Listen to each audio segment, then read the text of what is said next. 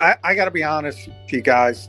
The last 6 days, I said, you know, people got mad at me because they think there's jinxes, and I said the Eagles are going to win these two games, and they won the two games, and now they want to say this and that, and everything's great. Mm-hmm. I got to be honest; they're going to hate me again because I have not learned a damn thing about this team over these two games. That's how bad the competition was. That's how bad the quarterback play was.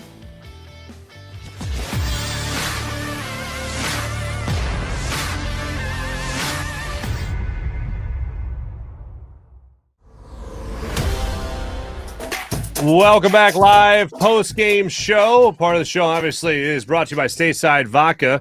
To make sure you guys try a Stateside Vodka soda to your upcoming New Year's Eve celebration. See the scroll below. Use promo code JAKIB for 15% off the very popular Stateside Vodka soda. Go to statesidevodka.com. That's statesidevodka.com. And make sure you guys enjoy your New Year's Eve. Now, the Eagles hopefully going to be taking care of business a week from today when they face the Washington football team. In case you don't know, yes, the Vikings lost today. The Eagles now 8-7 on the season. They control somehow magically their own destiny. And if you were watching that first half football against the Giants today, you know, didn't really think that was going to be a possibility. Sure enough, they come out with the 34-10 victory over the Giants, and the Eagles right now 7th in the playoff seeding right now. Say they are in the playoffs if, very famous phrase, the season ended today. So that's a great thing for the Eagles. We're waiting to hear from John McMullen. I want to focus on this for a second here. We have John. We're good to go. Apparently we have John. We're right there. Ladies and gentlemen, without further ado, John McMullen, live from the link, presented by Mesa Law & Associates. Need a tough injury lawyer? Call Mesa & Associates. Johnny Mac, what's going on, brother? Not much. Yeah, playoff football team. If the season ended today. We got two more weeks to go. You're right, though. They control their own destiny, and, you know, I'm not surprised. I said they're going to win both these games, and you take it. Garrett Gilbert and Jake Fromm say Merry Christmas, Happy Holidays, take your gifts, and now it gets at least a little bit more serious with the Washington football team and Taylor Heineke, who sadly is a massive upgrade over the last two quarterbacks you just saw. Real quick, John, just injury-wise, do we have any news on Jordan Howard, Miles Sanders? Where are we at there? No, I mean, you know, Jordan does stinger, so that's a bit of a concern. If you think about the first time he was here, he had actually won the starting running back job. I think people forget that. Miles Sanders was sort of his complement, and he was playing really well against his old team, Chicago. He had a great game at Buffalo, and he had that stinger, and he never played again that season. And obviously he went on to Miami. We know what happened since then. So that's something to keep an eye about. Miles Sanders is now he's dealing with an ankle injury, a quad injury, and a hand injury. Nate Herbig has a knee injury. And we all know the attrition they've had on the offensive line, but they keep rolling guys out there. Suo Pettit was on Tuesday. They had Landon Dickerson back, so at least you have some depth there. Steve Nelson got hurt, but he was able to get back in the game. So the Eagles were pretty healthy, comparatively speaking, to most teams in Week 16. Now they got a little bit dinged up, and obviously have to worry about COVID every day now, and guys popping up on the list. But certainly something to keep an eye on as the week goes on in the backfield, because you would certainly want at least one of the two between Miles Sanders and Jordan Howard. Hey, John, what did Nick have to say about his team almost self-destructing in the first half? Yeah, I mean, obviously they weren't happy offensively, but the defense was so down. I mean, I don't know about you guys, but I didn't think there was any way they were going to lose this football game. No. I don't think I've ever seen worse quarterback play than Jake Fromm. I hate to pick on him. I've never seen anything like it. It was a complete incompetency. And to the point you're looking at Joe Judge, and, you know, Mike Lennon is terrible, but he's Phil Simms compared to Jake Fromm. They were never going to move the football it was astonishing they had a 3-0 lead. Then obviously the Eagles ultimately ended up scoring 34 points. But I've seen enough of Jalen Hurts to know, even when he's playing poorly, he's going to make a play or two. Mm-hmm. And it might be with his legs. It might be with his arm and scrambling around, extending plays. And all of a sudden, they got the turnover, Rodney McLeod, then the floodgates open. I think, the one thing, and nobody's talking about it, and I didn't get it in with Nick, and I'll try to get it in tomorrow when we talk to him. It was pretty evident to me the Giants thought Jalen Hurts was not going to run the football in the first half, and they were just completely selling out with the mentality that he's banged up, he's not going to run, and it turned out to be the case. He didn't run. And they did a very good job from that standpoint, and you do have to give Patrick Graham some credit, but it wears on you when your offense is that incompetent, and that's what happened to the Giants. The minute the interception happened, the short field, and the Eagles were able to score, the game was over. It was over at 10-3. They were incapable of doing anything offensively. There's been some speculation about Jalen Hurts' ankle and perhaps that stopping him from using his legs as much as he usually does in this game. Have you heard anything or any updates on that from Jalen or Coach Sirianni? Yeah, it was clear the Eagles didn't want him running. So, one of the positive things, I thought he looked pretty healthy on Tuesday. Yeah. And he did end up, I think, running 8 times in that game, but clearly wasn't himself from the mobility standpoint. In this game, they scaled it back even further. He wasn't even thinking about running. They weren't doing any really RPO-like stuff, and that turns the backside, which we talked about the Eagles rushing game and the +1 and how everybody has to account for Jalen Hurts. Well, that's why the Giants didn't have to account for Jalen Hurts. And they surmised that pretty early, and they did a good job. So you have to give credit to the opposition occasionally. And I do think the Giants came in with a good plan with the sentiment that he wasn't going to run the football. He didn't run the football. And it took the Eagles a little bit of time to adjust to that. But if he's not going to be healthy and you get the better teams who can do some things on the offensive side, it certainly could turn into an issue. Mm-hmm. When you look at the offensive line play as a whole in this game, I mean, I know Nate Herbig had the knee issue, and you're waiting to see how all that plays out. How good is this offensive line played, especially with the fact that they had a touchdown today, John? Yeah, how about Lane? Lane getting the touchdown, and obviously, that's. I think sometimes and certainly if you guys saw Nick Sirianni's press conference on Friday, that was his 3rd day in quarantine, and I think he was getting bored because he gave like a 10-minute dissertation on game management, and I think he was just thrilled to talk to us. John, did you notice that he was in bed? There's no way he wasn't in bed, right? He was on his phone. He was in bed. I think he was getting bored to tears, so I think he was coming up with some of these things and just drawing them up in his hotel room. Right. And he got late. But in all seriousness, they said they've been repping that play for a while, and they put it in because they saw something with the Giants. But, Lane's a great athlete. For anybody who doesn't know, he used to play quarterback way back in junior college, and he's a tremendous athlete. And Jalen really put some mustard on that, by the way. The average offensive lineman isn't catching that pass. It had some heat on it. Oh, he zipped it in there. Oh, yeah. Yeah. And, I mean, obviously it accomplishes 2 things. Not only do you get the points, but you also excite the crowd, you excite the teammates, and everybody loves Lane. So you excite the team themselves. So it's just one of those smart things that Nick Sirianni does to get his team on the same page, and it gets them excited as much as the fans.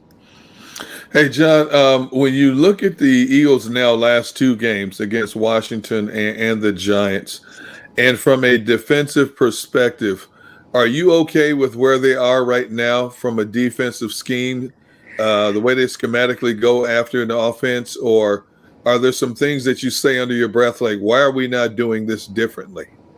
Well, I got to be honest with you guys. The last 6 days, I said, you know, people got mad at me because they think there's jinxes, and I said the Eagles are going to win these two games, and they won the two games, and now they want to say this and that, and everything's great. Mm-hmm. I got to be honest; they're going to hate me again because I have not learned a damn thing about this team over these two games. That's how bad the competition was. That's how bad the quarterback play was. Well, I'll play devil's advocate. I give the defense credit. They did exactly what they were supposed to do. Right. But I'm not sure what that says moving forward if you're playing Dak Prescott meaningful football in Week 18, or if you're playing whomever the second seed might be, which is going to be a good quarterback.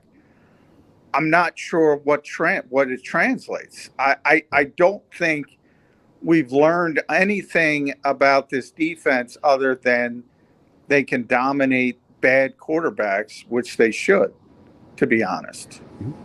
What have you learned, though? Because the past two games we've gotten a slow start, to say the least. I mean, we ended the first half 3-3 with the Giants today. So I feel like there's definitely, it might not be a good thing to learn, but why the slow starts in both these games? Is it rust? Is it because they were tired today and it was a quick turnaround? Well, I think the week had something to do with it. I mean, not only did you have the short week, but the head coach wasn't there other than Zoom. Plus, you had a holiday week as well. So it was baked in. You were going to have a shorter practice schedule to begin with, even if you played on Sunday. So I think all of that played into it. I do think the Giants had a good game plan defensively in the first half, as I said, when they realized Jalen Hurts wasn't going to run the football. I think you have to give credit to them as well, at least a little bit. And then the Eagles deserve credit for picking things up, and they got in a bit of a rhythm, and they got the short field thanks to Rodney McLeod. They were able to cash in there. They got some balls. Devontae got one. Quez got one. So I think that was positive. Devontae had another great toe tap catch, which that was the weirdest review in the history of the NFL. They said it was a touchdown. Then they said it wasn't a touchdown. Then they said it was a touchdown. Nick Sirianni didn't even know what the heck was going on. He doesn't know why they did it the way they did it. But ultimately, it counted, and that's the only thing they care about. So all of that was good. But, yeah, the first half, I mean, I don't – it's I just called it the worst. I don't know. I've been covering games for over 20 years, so I was trying to figure out. Okay, I was here last year for Luke Falk, and Luke Falk looked like Joe Namath compared to Jake Fromm. I have never seen. I remember a Nathan Peterman game, but I didn't. I covered it. I didn't watch it. This kid shouldn't have been on the field. And it was kind of disgraceful that it was 3-3 at the end of the first 30 minutes. But at the same time, I never thought for a second they weren't going to win the game because I know the Giants weren't going to be able to do anything. Mm-hmm. Yeah. Let me ask this real quick, John. Is the whole? I thought this was dead. Gunnar and I were trying to figure this out earlier. Survive the ground. Remember that whole thing about when you make the catch, you have to survive the ground? Is that still a rule? Is that what they were reviewing? What were they reviewing on the Devontae Smith touchdown? Yeah, I wish I could tell you, Mark. That was my thought process. I thought I saw the ball move at the very end, and I thought they were going to overturn it. But, yeah, you're supposed to still have to survive the ground. Okay.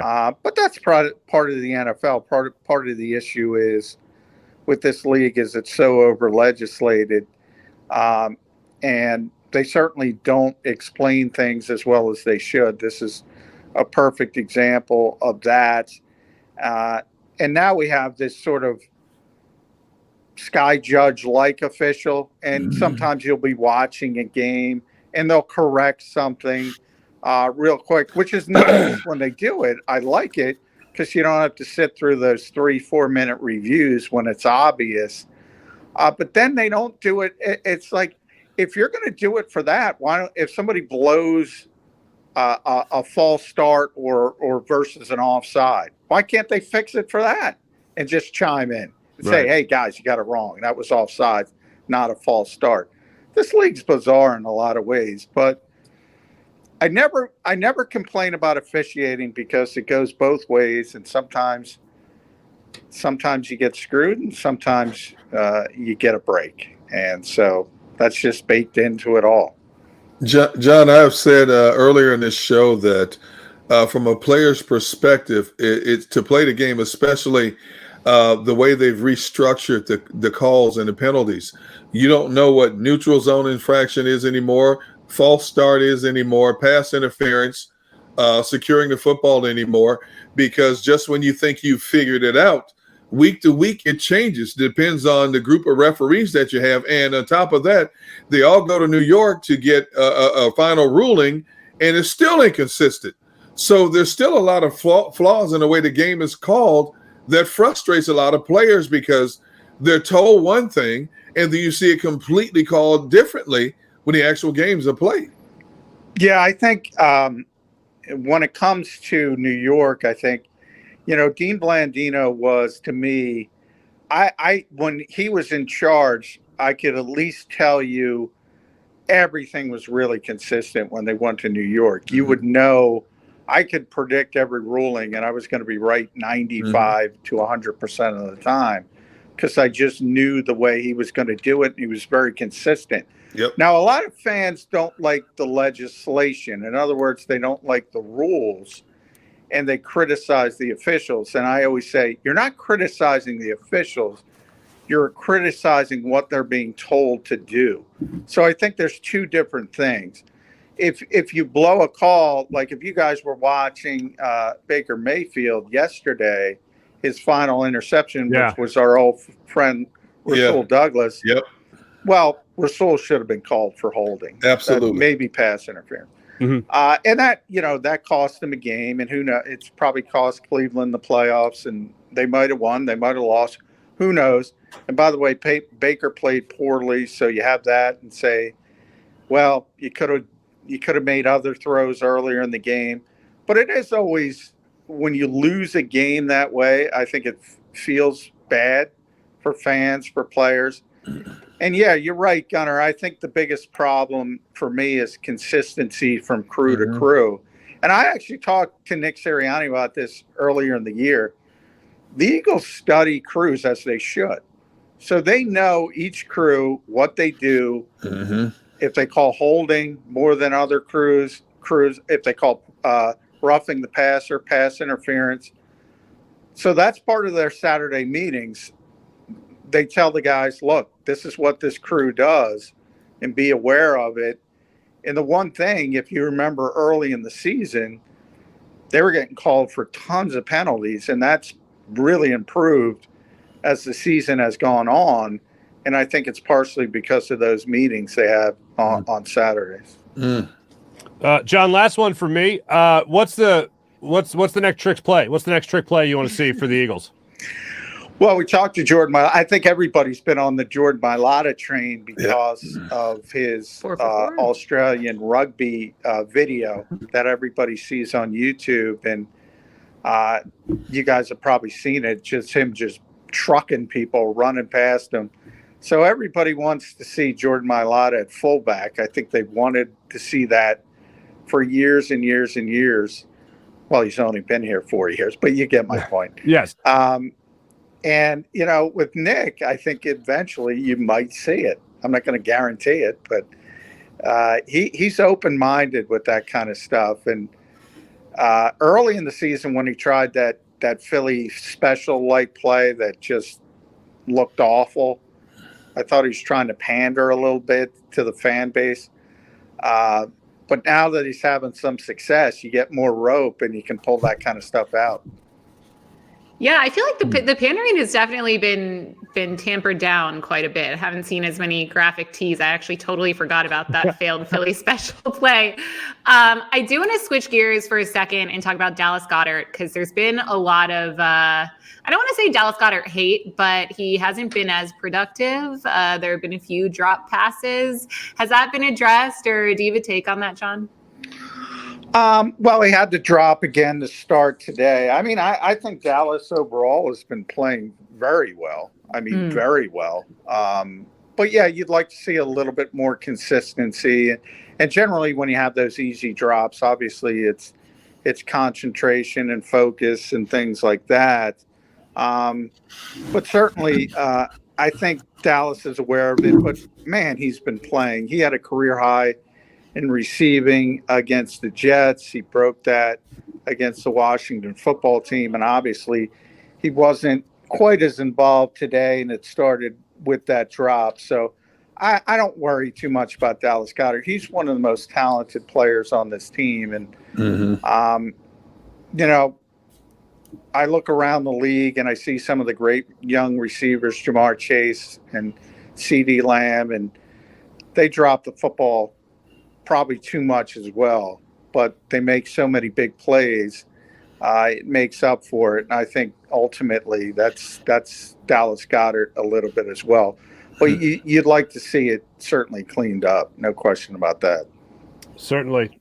John McMullen, thank you so much for joining us as per usual for Lincoln Financial Field. You are presented by Mesa Law & Associates. If you need a tough injury lawyer, call Mesa & Associates. John McMullen, thanks so much, brother. Hey, thank you. Thank you. John McMullen joining us live from Lincoln Financial Field. We'll be right back to break down a little bit more of what John had to say about, and also what you make of this team. I don't think John's that far off in terms of you're playing bad teams. So what do you make of the team that's actually winning against those bad teams? We'll break that down when we return here on the live postgame show.